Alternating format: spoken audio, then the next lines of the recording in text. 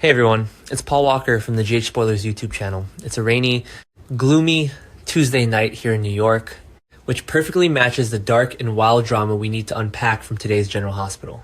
We're talking Curtis losing his absolute mind, Anna in deep danger, and Josslyn trapped in the catacombs.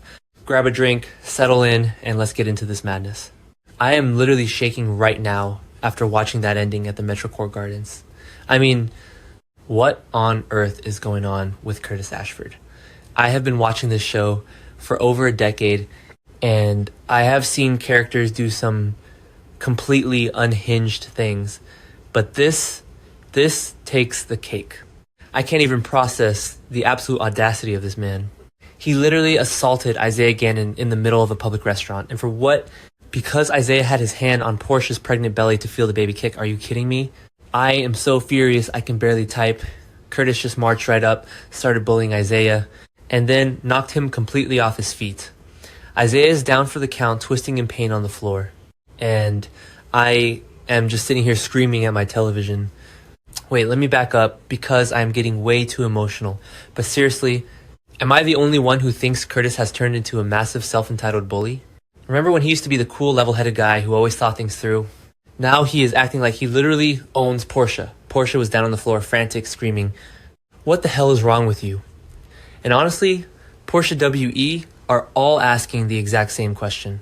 I know Curtis is dealing with a lot of stress, and maybe he is feeling insanely territorial over this baby, but you do not just go around beating people up in the Metro Court, especially a doctor. Isaiah is a surgeon, for crying out loud. What if Curtis just ruined his hands? Think about the real-world consequences here, people. Isaiah has been desperate to perform that life-saving surgery on that little boy, and now he is writhing in agony on the floor because of a macho temper tantrum. Did Curtis just shatter this man's career because of his fragile ego? I am sorry, but if I were Portia, I would be filing a restraining order so fast Curtis wouldn't even know what hit him. And the blatant hypocrisy of it all, Curtis was just harassing Ada, Justine Turner, to go after Isaiah for the hit and run, which we all know Brooklyn actually caused, and now Curtis is the one committing aggravated assault in broad daylight. If Dante doesn't arrest Curtis for this, I am going to riot. I am just so sick of these alpha male temper tantrums going completely unpunished. Okay, let me take a breath. Deep breaths, Paul. Let's shift gears to something that is equally stressing me out, but in a totally different psychological way. Anna Devane. Guys, my heart cannot take what they are doing to our legendary Anna Mayer Laura Spencer. Chief of Detectives Max Scorpio and Acting Commissioner Dante Falconeri were all huddled up today giving an update on Anna's situation at that mental health clinic in France. And it is not looking good. Laura looked absolutely terrified. And when Laura Spencer is afraid, we should all be terrified. She dropped the massive bomb that Anna is in far greater trouble than any of them originally thought. We all know Anna has been obsessing over the idea that Cesar Faison is still alive and haunting her. I mean, they have played this card before, right? Remember the whole Peter August nightmare that dragged on for years? But this feels different. This feels so much more sinister and calculated. The puzzle pieces are finally starting to come together, and it looks like Jen Sidwell and Ross Cullum are the ones actually pulling the strings behind this psychological torture. Valentin Cassadine seems to have figured out Cullum's dirty past, but what is Valentin covering up, I swear? Valentin is always playing 4D chess while everyone else is playing checkers. But the fact that Sidwell and Cullum are gaslighting a legacy character like Anna Devane into thinking her worst nightmare has returned from the grave is just sick. I just want Anna to catch a break. I really do. I've been watching her kick butt since I was a kid, and seeing her locked away in a clinic doubting her own sanity is genuinely hard to watch. I know some people are loving the psychological thriller angle, but personally, I need Anna to snap out of it, realize she's being manipulated, and take these guys down. If Valentin is the one who ultimately rescues her, I am totally here for it. But I want Anna to deliver the final blow.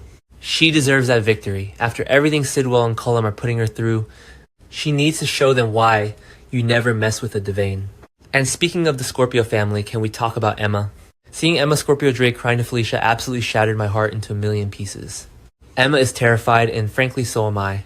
She is in tears, telling Felicia that she feels like there is something seriously wrong with her health. This isn't just teenage angst, this is genuine deep-rooted fear.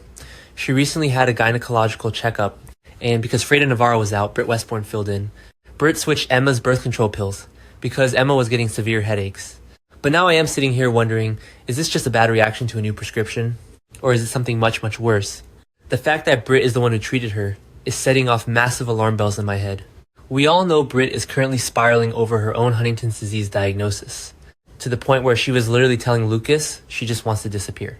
Is Britt's distressed state causing her to make medical mistakes? Did she prescribe the wrong thing? And this is the thought that is really keeping me up tonight. Does Emma have some underlying neurological issue that is mimicking Britt's tragedy? I cannot handle it if Emma gets a devastating diagnosis. Felicia better get her to a top specialist immediately. I need Robin and Patrick to fly back to Port Charles right now and take care of their daughter. Felicia is a great aunt, but she looks so out of her depth trying to soothe Emma's fears. You can see the panic in Felicia's eyes too. The Scorpio-Drake family has been through enough trauma to last 10 lifetimes. We do not need a tragic health storyline for Emma right now. I am praying that this is just a red herring, and it's merely a bad reaction to the new pills. But knowing these writers, they love to rip our hearts out when we least expect it. I will be holding my breath until we get an official diagnosis, and I am going to be a nervous wreck until then. Alright, let's talk about the absolute comedy of errors happening over at Bobby's with Ava Jerome and Nina Reeves. I have to admit, I love this unlikely friendship. Ava is sitting there, sipping her drink, looking at Nina like she has grown a second head, and asks, "Since when are you so close with Brennan H.A.?" Ava is so sharp, she misses absolutely nothing. And Nina looks like she is about to vibrate right out of her chair. She is sweating bullets. And she has every reason to be completely terrified of what she has done. I am still not over the fact that Nina accidentally stabbed Jack Brennan in the back with a massive dose of Drew Kane's paralytic medicine. It is the most absurd, soapy, ridiculous thing that has happened all year, and I am obsessed with it. I mean, they were fighting over a gun. Valentine and Jack twisted around, and bam, Nina takes down the WSB field office boss. But now, the harsh reality is setting in. What on earth happens when that paralytic wears off Jack Brennan is not exactly the forgiving type. When he wakes up and realizes Nina treated him like a human pincushion, he is going to rain down hellfire on her. Will he go straight to the police? Will he try to leverage this against Nina and Valentine to get what he wants? Nina is totally spiraling, and Ava can smell the fear on her from across the table. I kinda wish Nina would just confess everything to Ava right then and there. Ava knows how to hide a body, let alone a temporarily paralyzed federal agent. I can just imagine Ava rolling her eyes and saying, "Really, Nina, a syringe?" I am dreading the moment Brennan can speak again, but at the same time, I cannot wait for the drama. Nina Reeves has literally lit a match and dropped it in a powder keg, and she knows it. Now, let's descend into the creepy catacombs underneath Windermere Castle. Josslyn Jax is currently trapped in Anna's old room, and the tension is off the charts. Cassius, who is still parading around with a late Nathan West face, which is just so incredibly disturbing, is taunting her. He looks her dead in the eye and tells her she is not going anywhere. And what does our girl Josslyn do? She doesn't cower, she doesn't beg. She looks right back at the psycho and says, "We'll see, yes, Joss." That is the Carly Spencer energy we love to see. She is not going down without a massive fight, but seriously, how is she planning to get out of there? The door is locked from the outside. There is a two-way mirror, so Cassius can watch her every move. She is at a massive disadvantage.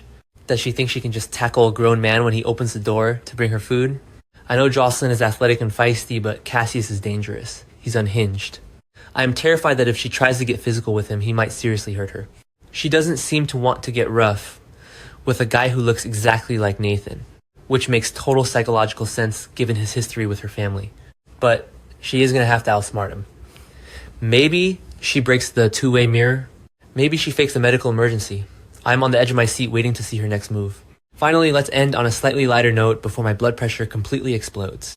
Over at Sunny's place, we got a really sweet moment with Gio Palmieri.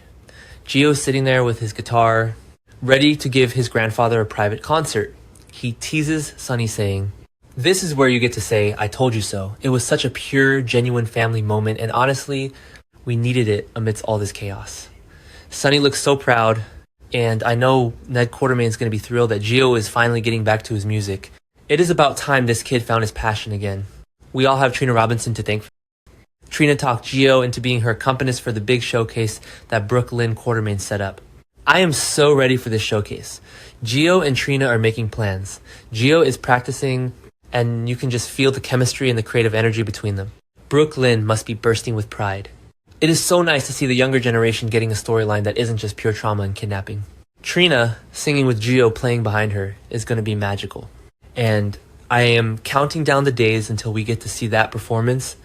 But of course, because this is General Hospital, I know the peace won't last. The showcase will probably get interrupted by Ross Cullum busting through the doors, or Jack Brennan waking up and storming the stage, or Curtis Ashford arriving to assault another innocent bystander. I swear. This show is going to put me in an early grave, but I cannot stop watching. The stakes are just too high right now. Will Anna escape her mental prison? Will Emma be okay? Will Josslyn break out of Windermere? And will someone please arrest Curtis Ashford? I need to go pour myself a huge glass of wine and try to calm down before I go to sleep. Let me know in the comments if you are as enraged by Curtis as I am, or if you have any wild theories about Emma's health. I read all your comments, even the ones defending Curtis, though I strongly disagree with you. We are all in this crazy Port Charles ride together. Make sure you hit that subscribe button so you don't miss any of my late night rants. I'll see you guys tomorrow for the next breakdown.